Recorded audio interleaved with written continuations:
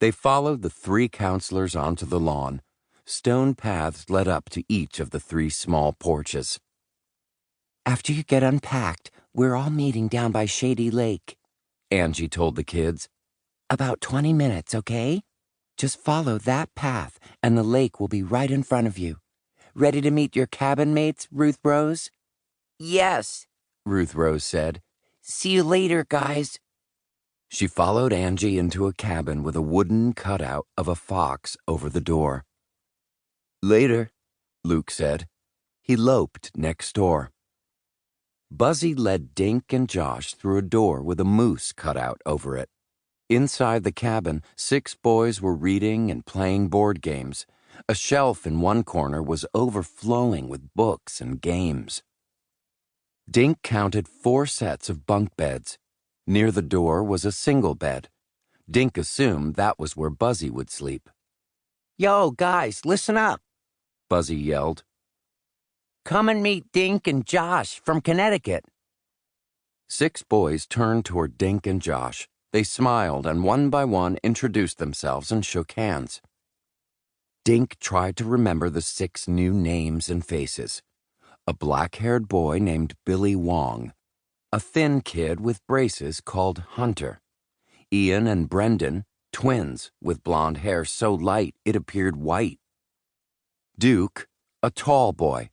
And Campbell, a short blonde kid with a big smile. "If you need to wash up or use the bathroom, that's all in the big building on the other side of Fox Cabin," Buzzy told the boys. "We have to go outside to the bathroom?" Josh asked. Buzzy nodded.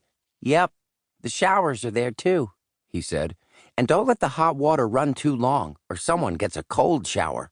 You all need to be down at Shady Lake in about 10 minutes, okay?" "Are we going swimming?" Hunter asked. "Are there snakes in the water?" "No and yes," Buzzy said, grinning. "There are a few harmless water snakes, but we're not going swimming today. We're just having a meeting with all the other campers." Dink and Josh headed for the only set of bunks not piled up with the other kids' stuff. "I guess this one is ours," Dink said. "Top or bottom?" "Top," Josh said, tossing his sleeping bag up onto the mattress. "That way, if a bear comes in, he gets you first." Dink grinned. "Bears can climb, Josh," he said. "I'll still take the top bunk," Josh said. He grabbed his backpack and climbed the ladder. Dink unrolled his sleeping bag and fluffed up the pillow he found on his mattress.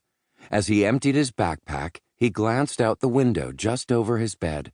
He could see a wooden fence separating the lawn from deep woods. He arranged his clothes in a cubby that already had his name on it.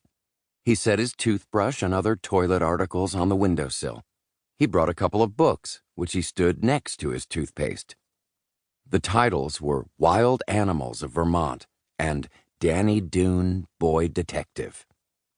Josh was on top, wrestling with his sleeping bag. "Are you ready?" Dink asked. "Almost," Josh said. "My brothers used this sleeping bag last, and they tied about 1,000,000 knots in the string." "Okay, let's hustle," Buzzy called out. "Moose Cabin is never late. Now let's go, little moosies." The other 6 boys stampeded out the cabin door and raced for the path that led to the lake. A minute later, Buzzy followed them. Dink waited for Josh on the porch. Josh snuck up behind Dink and said, "Come back inside. I want to show you something." "What?" Dink said as he followed Josh. "Come on, we're going to be late on our first day." "Look," Josh said. He was pointing to a small wooden chest under Buzzy's bed. It had a hasp, and the padlock was in the locked position. "Josh, what do I care if—" "After the other kids left, I saw Buzzy hide something in there," Josh said. "He was real careful, like he didn't want anyone to see what he was doing." "But Josh the Snoop saw him, right?" Dink asked. Josh nodded. "This is detective camp, right?" he said. "Well, I'm being a detective.